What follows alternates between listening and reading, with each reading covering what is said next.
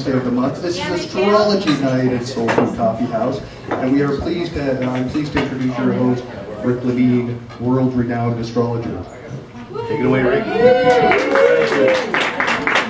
He said world-renowned, he didn't say in which world. Welcome to Astrology Night here at SoulFood Coffeehouse in Redmond, Washington. The first Wednesday night of every month. This is May of 2015, and we're running late. And I don't mean on the clock this evening, I mean we're almost a week into the month. This first Wednesday night thing doesn't always work out if you want to know what's going on the first week of the month. Today is May 6th. Before we jump into the month ahead, I'd like to just spend a couple of minutes keeping you up to date with my crazy travel schedule, because some of the things that I'm going to be doing, maybe you would be interested in doing also. This being May, the last weekend, actually Memorial Day weekend, May of 2015. Memorial Day weekend is NORWAC, the Northwest Astrology Conference. I know several of you, I can see some hands, how many people are going? So NORWAC is a local annual astrology conference. You can find out more about it by Googling NORWAC, N-O-R-W-A-C, the Northwest Astrology Conference. And it is held every year here in Seattle with a list of speakers that are from all over the world. This year there will be speakers from England and France and Canada and Redmond, Washington, and other places. But it's a fun place to go and to learn a little bit more about astrology. And if you want more about it, find it online. I think it's norwac.net, I think. This weekend I will be in Tucson, but I don't think any of you will be joining me there. I'll be lecturing for the Tucson Astrologers Guild. Let's see. I think the two most important things on the calendar that you may want to know about, one is Bali. And I have postcards here with information on it that I'll make sure to get passed out. This is sponsored by Heaven and Earth Workshops, and it's September 20th through 28th. Anyone here ever been to Bali? It's as close to paradise on earth as you can find. It's like all the magic of India without India. The Bali workshop, the September 20th through 28th, is on experiential astrology. It's a bit of a celebration and memorial for my ex-astrology partner, Jeff Jower, because he was one of the original practitioners of experiential astrology, which is about a type of astrology that moves astrology from just something up in our head to something in our body. There'll be movement and dance and exercises to bring the magic of the planets down to Earth rather than just talking about it up there. If you want more information on that, you can go to my Facebook page and follow the link, or take one of these postcards, or just go directly to Heaven and Earth Workshops, all one word, heavenandearthworkshops.com, and check it out. Bali is absolutely magical. A few weeks later, in mid-October, I will be teaching at Asilomar, which is a retreat center on the California coast south of Monterey. This will be October 22nd through the 25th, and it's a 4-day experience that you'll be working with individual teachers. I'm one of about a dozen different teachers. When you sign up to work specifically with one teacher for most of the time. If you're interested in going to this, take a look at this brochure and look at the various courses that are being offered. If you're interested in taking mine, sign up quickly, because I think they're limited to 10 people per group, small group work. If you're interested, don't wait, because it will fill in the next couple of weeks. At least my piece of it will. And that's enough.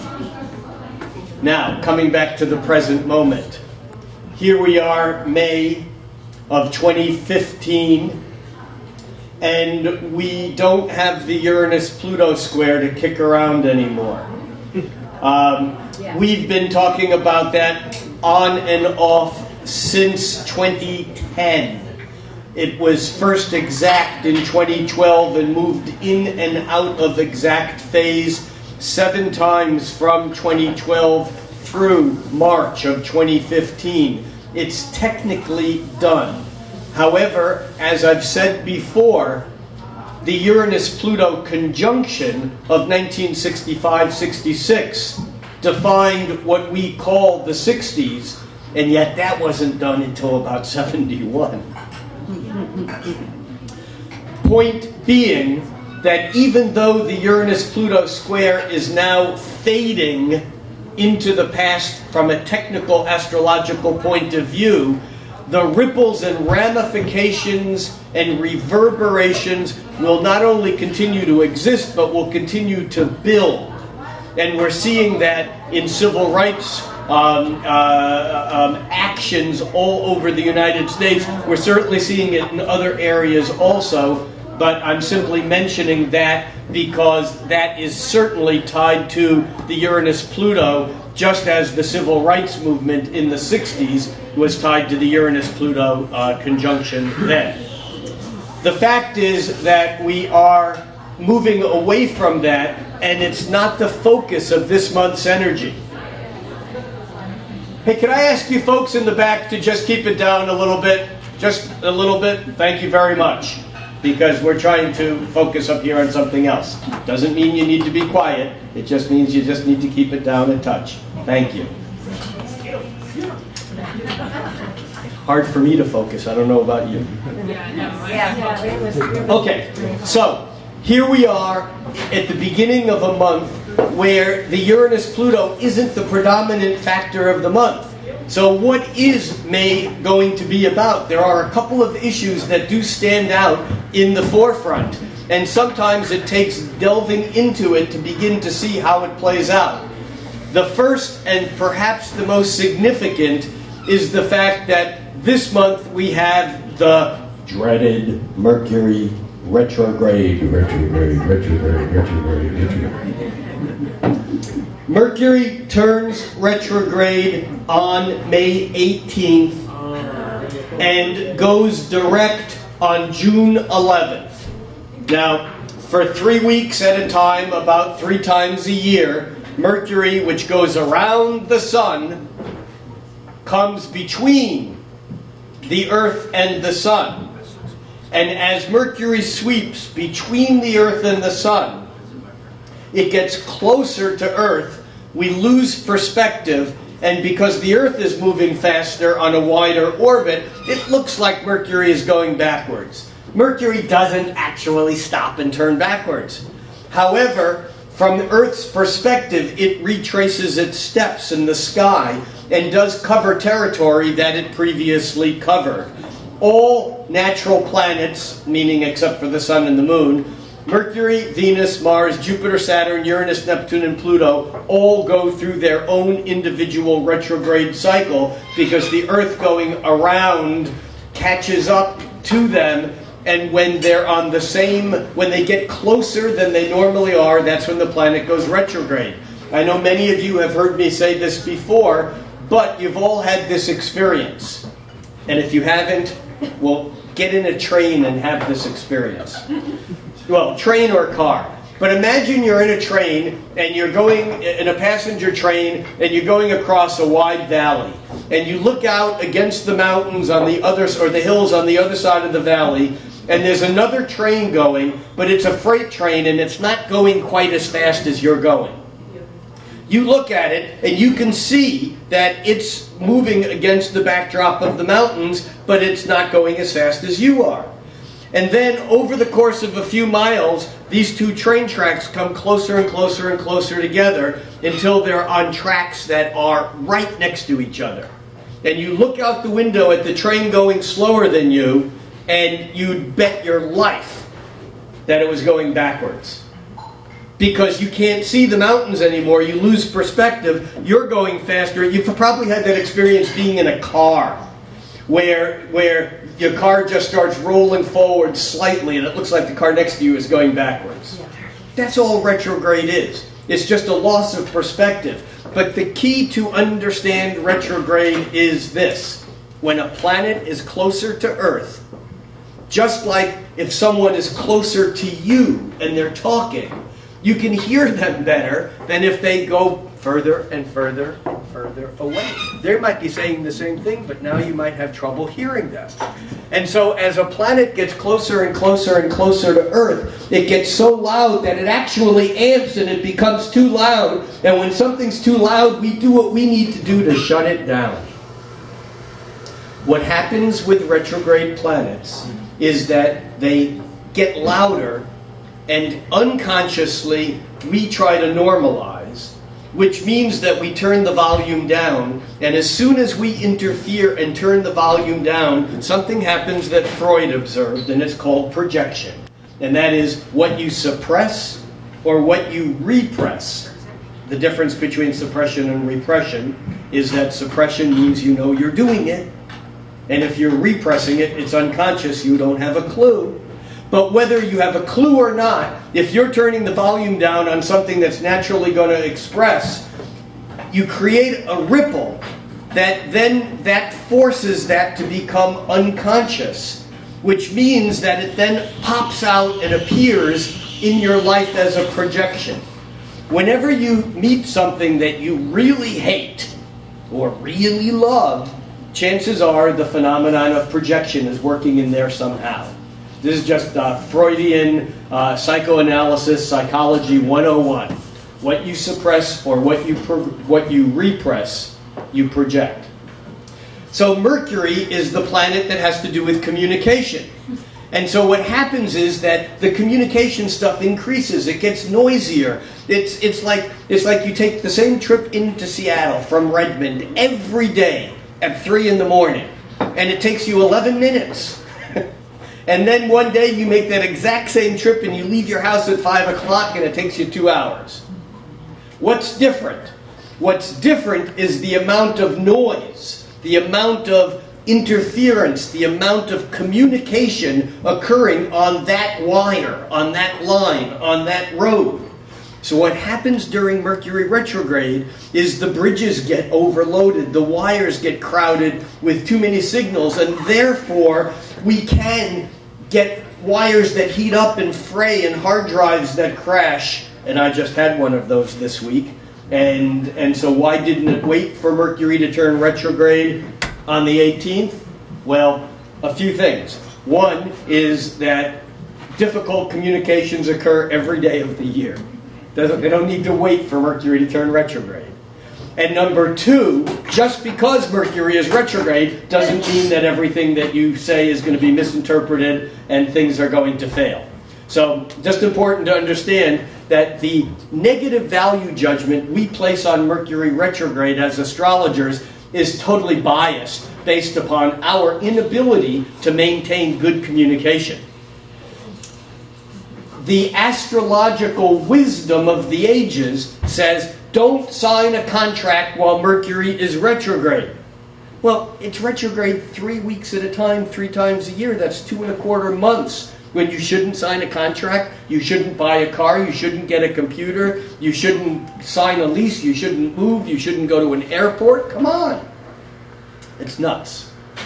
However, what happens when Mercury is retrograde, because there's more noise and because information is speeded up and because we're dealing with a lot of stuff, we tend to make decisions quickly and stupidly because we don't take the time to think it through. I've told this story a number of times and probably from this stage. I had a friend who was going to buy a car. And, of course, the wisdom is, don't buy a car when Mercury is retrograde. Well, he decided to buy, he's been thinking about buying a car forever, or was. And actually decided on the day Mercury that turned retrograde, he decided that he was going to go out and look for a car. He wasn't going to buy one, he was just going to go look. And he had an idea of what he had in mind, but he went out and the first place he looked, they had a purple Porsche that he just fell in love with. And he left the lot with the car without realizing that he has a dog.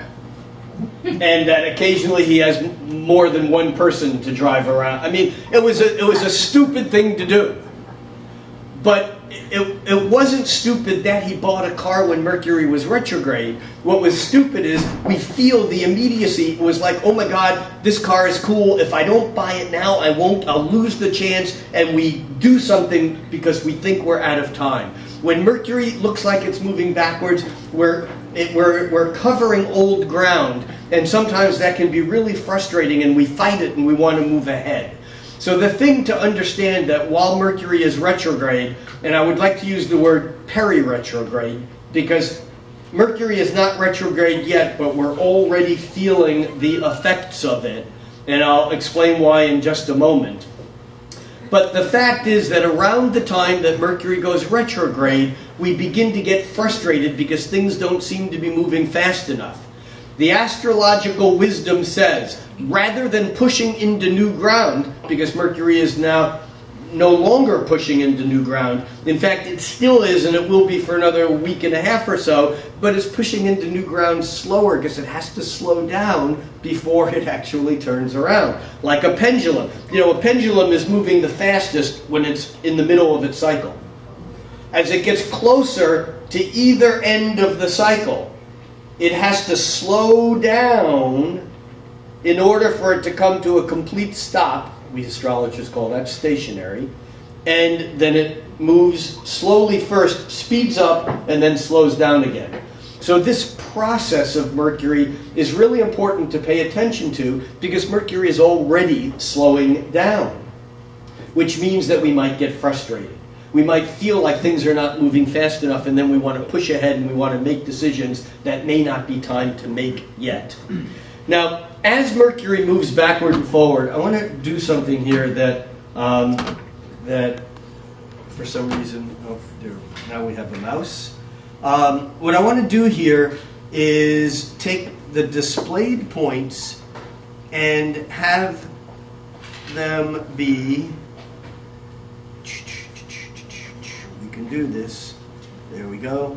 And we're going to show these displayed points instead of all of them as we always do. We're just going to show the Sun and Mercury because I want to show you something here that's really, really cool when we animate it. So, right now we have the Sun at 15 degrees of Taurus. This is today. And Mercury moving ahead of the Sun. Now, we just see Mercury, make believe the microphone is Mercury, we just see Mercury going backward and forward like this, whereas it's actually going like this. But we just measure it linearly. So right now, Mercury is at far swing, as far ahead of the Sun as it gets. And what's going to happen is that Mercury is going to swing around and come in between the Earth and the Sun. And as it does, that's when it looks like it goes retrograde. So we're going to move this May 6th. May 7th, you see Mercury is at now, but you see the distance between the Sun and Mercury is getting less and less. And right there, on May 16th, 17th, Mercury slows down, and on the 17th, on the 18th, it actually begins moving backwards. But you see, as it begins moving backwards, the Sun is still moving closer to it. And so by the 30th of May, Mercury is now in its what we call conjunction to the Sun, but it's the inferior conjunction, meaning it's between the Earth and the Sun, as opposed to when it's on the far side, the superior conjunction. But watch Mercury continue, and Mercury goes retrograde, and the distance again, the Sun breaks away, and then Mercury turns around, and I'm going to speed this up a little bit, and then Mercury catches back up to the Sun, not until late July. Yeah, late July. Late July. All right, so let's come back to now. And the point here that I want to make is that Mercury moves retrograde until... All right, so here let's go back a little bit more. Okay, so Mercury turns retrograde on May 18th, and it looks like it covers old territory until June 11th. And at June 11th, Mercury has moved back through most of Gemini, and it's at 4 degrees of Gemini. Right? You got that in your mind? It's in the 4th degree of 30 degrees of Gemini. Now we're going to come back to now.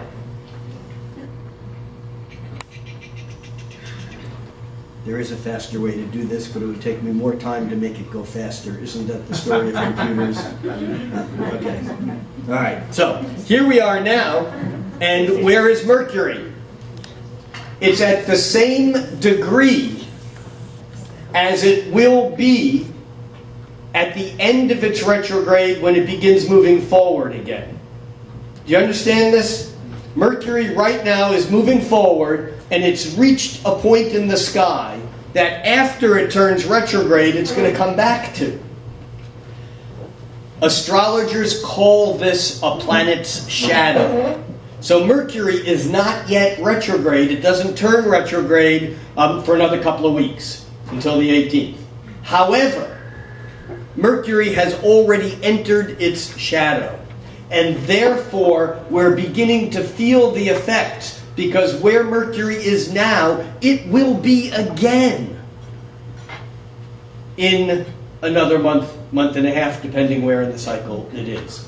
So, we are in the throes of Mercury retrograde. Mercury is in the shadow. Communication stuff is heightened. And yet, Mercury is in its own sign, Gemini. Every sign is related to a planet, every planet to a sign.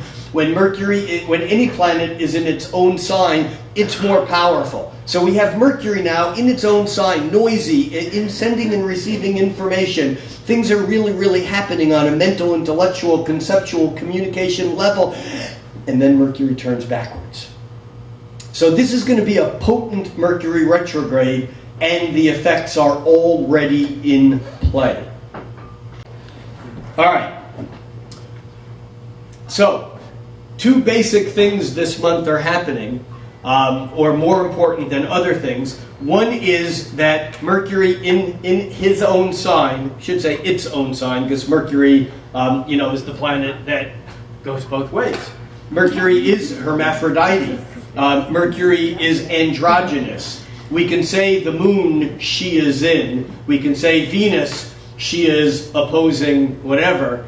We can say Mars, he is in Taurus. But when we say Mercury, we really should say it, or he, she, it, or whatever the word is. I read that the Oxford, the OED, has added, the abbreviations, the titles, MR, Mr., MRS, Mrs., were appended by the Oxford English Dictionary in the late 70s to an MS for Ms., which we now accept. This year, just a few weeks ago, the OED added MX. And although it might sound odd to some of us now, it is it's a mercurial pan-gendered title. So it's like Mex. I'm not making this up. That's really that's what it is. Transgender?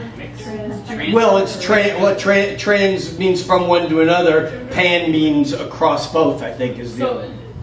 It's basically a title that is gender free. And it is a real word now. All right, so let's get back to astrology, because the second piece of this month that becomes incredibly important is the planet Saturn. And we're going to add Saturn to the mix. And what we're going to see is that as Mercury moved into Gemini, literally on the last day of April, but here we are looking at the 1st of May, Mercury moving into Gemini, Saturn, which had been in Scorpio for a couple of years, forcing us to deal with deep issues of intensity, passion, complexity of relationships. Saturn has moved into Sagittarius, where we're looking out further and we're seeing the distant mountaintop and saying, well, maybe we can actually go somewhere and reach that. Just want to say in passing that Saturn is, even though it's in Sagittarius, where it will be for the next couple of years, Saturn has turned retrograde, and in mid-June, Saturn backs into Scorpio, where it will be until September. So we're not quite done with the intensity of Saturn in Scorpio. And for those of you who have been dealing with those complexities of relationship issues, joint ownership, passions, power plays, etc., and it feels like you're free, well, you are, but you may have another inch or two to recover or to go back on that. Now, however, for now, for May, Saturn is in the early degrees of Sagittarius. But what that means is that as each planet comes from Taurus to Gemini, which is what the inner planets do this time of year, the sun is in Taurus, steady, earthbound, kind of getting some, a center of gravity, making things persist, not like the first moment of spring, the Aries energy, just create anything. Oh, here's another thing, let's create that. Oh, I didn't finish that, no big deal, let's create this. No, Taurus comes along and says, let's finish what we start. Then, this time of year, the sun moves from Taurus into Gemini. That doesn't happen until May 21st. But Mercury, ahead of the sun, has moved into Gemini. And what that means is, as Mercury and Venus and Mars and the sun, we'll look at them each in a moment, as each of them move or have moved from Taurus into Gemini, where the energy is freer and more scattered again, and it's like at Gemini time of year is when bugs appear in the air, and it's like things that are distracting. Instead of plants getting substance from growth, the leaves are everywhere. There's more information than we can deal with. So Mercury has moved into Gemini, and Mercury opposed Saturn just a couple days ago, on May 3rd actually. Mercury was exactly opposed to Saturn. This sets a tone of seriousness and realizing all the things that we have to do, maybe things where we're rigid or over controlling, that we need to open up, because Saturn is authority and Mercury is communication. Oppositions always have this dance of inner to outer. We have to be more aware of how we take authority from the outside and move it inside, and yet if we constrict or we over-contract, if we put up too much energy that holds things back, like rigid thinking, then we run into authority or resistance on the outside, and it's not always easy. It's kind of a back to the drawing board kind of aspect. So that is cooking now, but I want to add in the planet Mars. Edit and add in Mars. This is fun. We've never done it this way, where we just... So we're now adding in the planet Mars, which is also in Taurus along with the sun. Mars in Taurus Mars in Taurus isn't the fastest car on the racetrack, but it's the one that finishes every race. See, because Mars in Taurus is the proverbial tortoise and the hare. Aries is the hare. Get up, go. Time to take a nap. Taurus says, I think I'll just take another step. This whole thing of speed and how fast things move is really odd. Did you hear about the slug who got robbed by a turtle, and the cops come and say, okay, we need to know what happened if we're going to catch this guy. And the slug goes, I don't know, it happened so fast.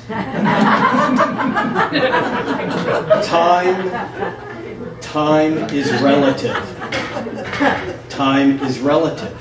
And so Mars in Taurus says, slow down, do it once, do it right, get to where you're going, put your feet on the ground, and don't go fast enough that both of those feet ever leave ground, because then you may land funny. So Mars has been in Taurus, but Mars enters Gemini on the 12th, on the 11th, Mars enters Gemini.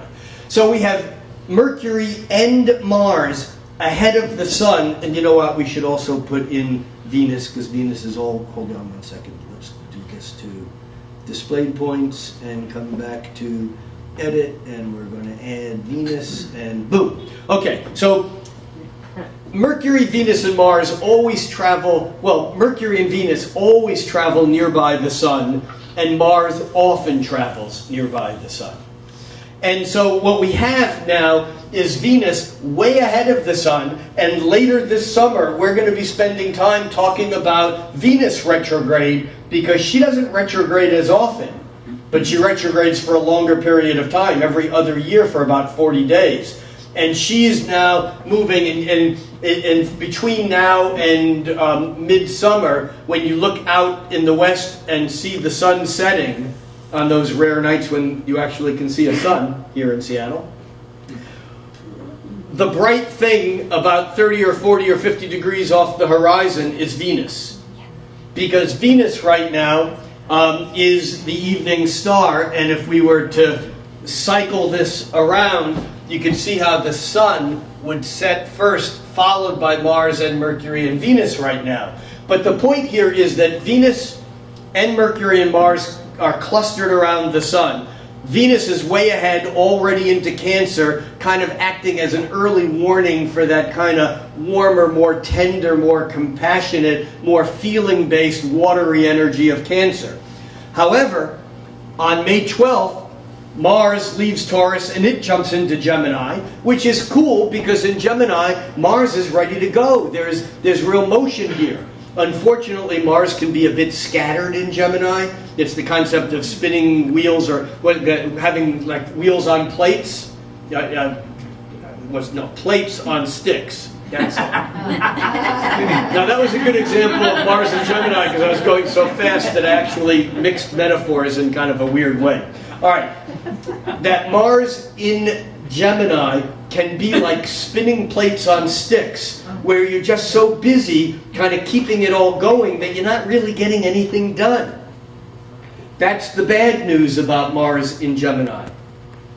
The good news, which normally is not an easy thing, the good news is that as each of these planets move into Gemini, they bump into the opposition to Saturn.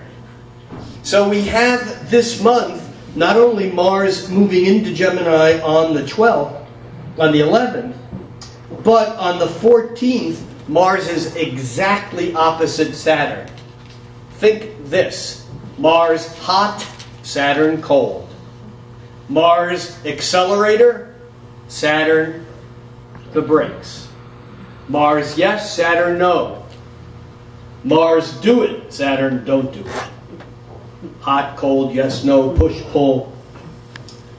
This is a recipe for frustration. Because Mars in Gemini says, I've been plodding along in Taurus for a month and a half now. I want to go. I'm in Gemini, let's go. And Mars hits the accelerator and the brake goes down too. So, this theme for the month, I said there were two themes kind of in the background. One of them is the Mercury retrograde, but Mercury is in Gemini, moving fast in its own sign, and then it turns retrograde, and so it's kind of like this holding back energy.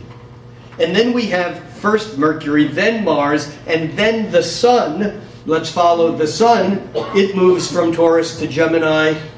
It moves from Taurus to Gemini on the 21st, and by the 22nd, it's exactly opposite Saturn. So we don't have this occurring once. We have it occurring 3 times during the month, when first communication, then that's Mercury, then physical energy, that's Mars, and then our entire center being, our heart center, that's the Sun, one by one, is confronted by authority if we're going too fast, or if we're too scattered, or if we're not paying attention to the details or the facts, because all the planets in Gemini don't necessarily pay attention to anything other than the next distraction, because that's what Gemini does. Which brings me to my Gemini aphorism for the evening, which is an old Fire Sign Theater line, and many of you have probably heard me say this before, but the Gemini line from the Fire Sign Theater is, how can you be two places at once when you're nowhere at all?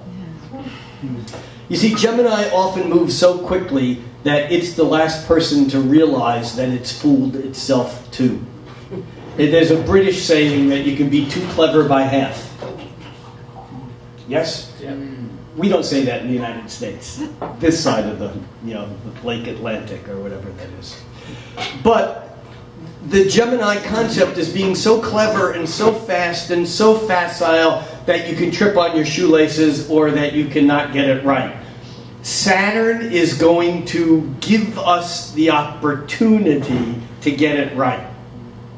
May not feel like an opportunity, may not feel good, because often Saturn's way of helping us get it right is to prevent us from doing something that we think we want to do. Often Saturn's way of helping us get it right is rubbing our nose in the shit that we made because we didn't do it right.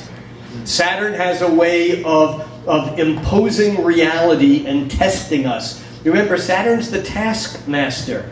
Saturn etymologically is Satan. It's the same word. It's you get what you deserve. Now, of course, if you buy into the Judeo-Christian assumption that we all deserve shit because we're born of original sin, that's a different story. But it's still Saturn Satan. It's still karma. It's you get what you deserve. And so, rather than looking at these 3 periods of time, one last week when Mercury opposed Saturn, and really up through now. Secondly, mid-May, around the 14th, give or take several days. And then thirdly, around the 22nd, when the Sun opposes Saturn. If anyone is watching this online and we're still getting it, let it be reflected in my words that we just had a Saturn transit locally. You see, this stuff isn't about some intellectual idea up there. We just bumped into a very real Saturnian end-of-the-road restriction. The battery in the camera that we were using to video said exhausted. Done. Finished. This is Saturn. And in Saturn oppositions, we can court this kind of energy by our own behavior. Had I taken the precaution of plugging my camera in today and letting it charge all day, we probably would not have got that message, but I thought that there was enough juice in it. So, the point here is that this is an exact example of how Saturn works by transit, especially as these inner planets one by one bump into it. So, the theme for May is a lot of start, stop, go for it, run into an obstacle, pull back, speed bumps, slow down, paying attention to the signs so that we don't take a curve too quickly and then find ourselves picking up a car from the bottom of the hill. I mean, this is really part of the lesson of the month, is that with Mercury retrograde, what can we do to go back and learn from our mistakes, to learn from what we do, rather than trying to clean it up after the fact. Let's take a look at a lunation. We had the first full moon, we had the full moon of the month on May 3rd, and I think let's get all the other planets back. All the planets.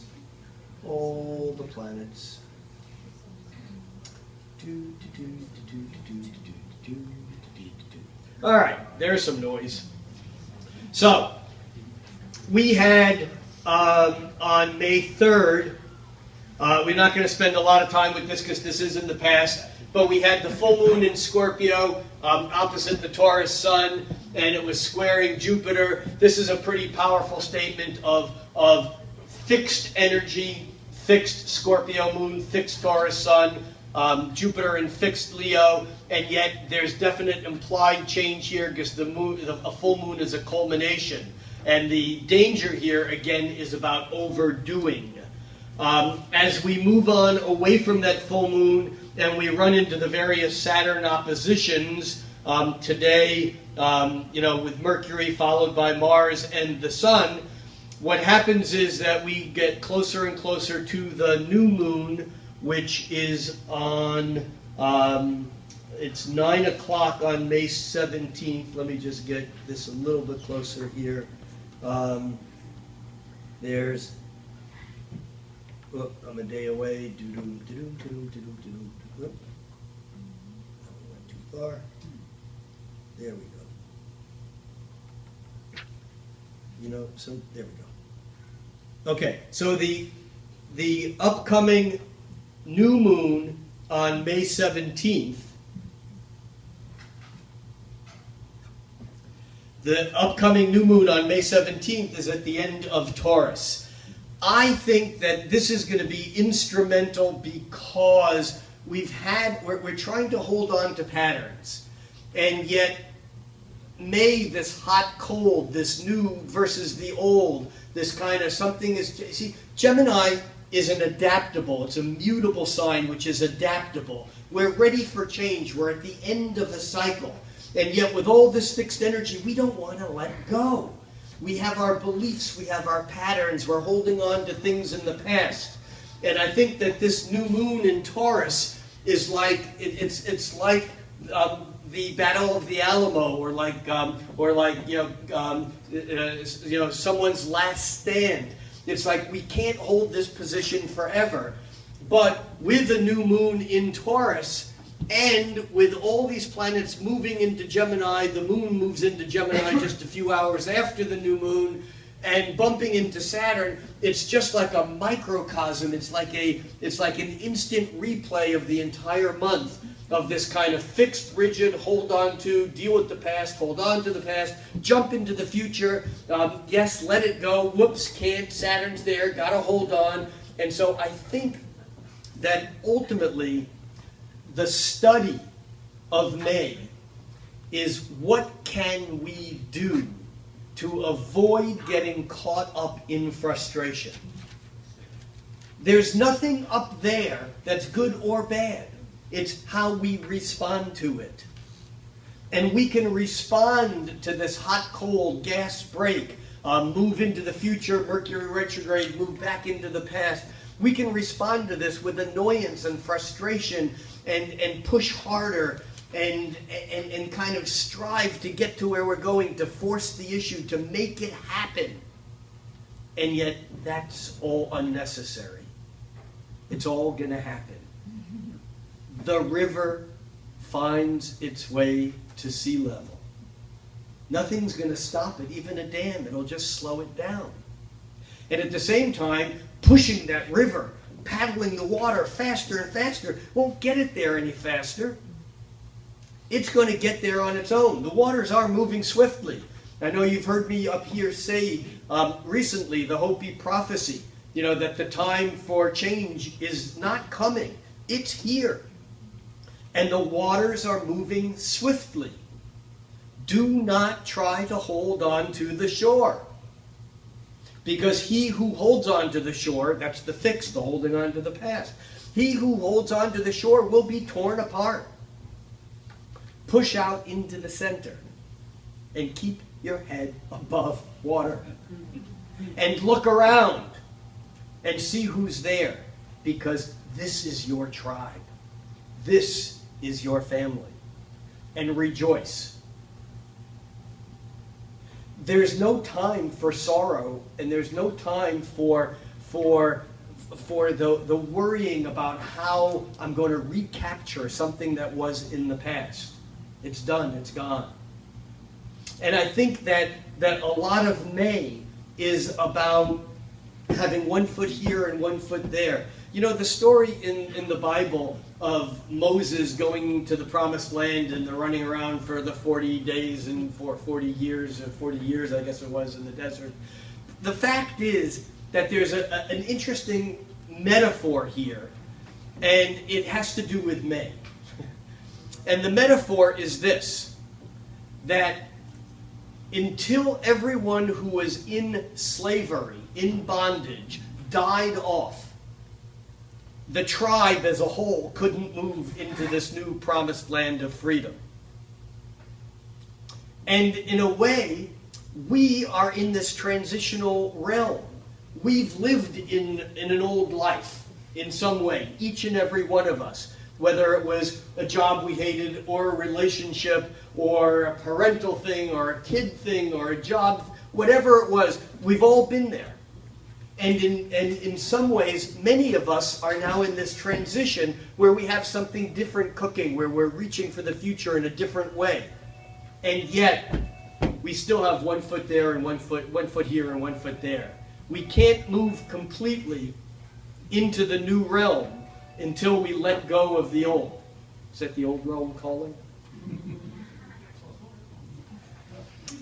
So herein lies the story for the month, and that is to stay present with awareness of the past and the future, and not try to push the river, not try to hold on to the shore and hold on to what was, and also not try to get to the sea any faster than you're going to get there. We're all in this together, and we're all going to sink and or swim together. And so the real key in all of this is finding tribe, is finding family. And I think that probably does it for a look at May ahead. Thank you all for paying attention and for experiencing a real-time, this is experiential astrology, experiencing Saturn as it works. You see, Saturn has the finality that says when Saturn makes a rule, you can't argue with it. You can deal with it. You can respond to it, but you can't argue it. You can't argue with it. The battery's dead. The battery's dead. What's next? So in some ways, each and every one of us can look around in our lives and look at what isn't working. What part of your life is bumping into Saturn?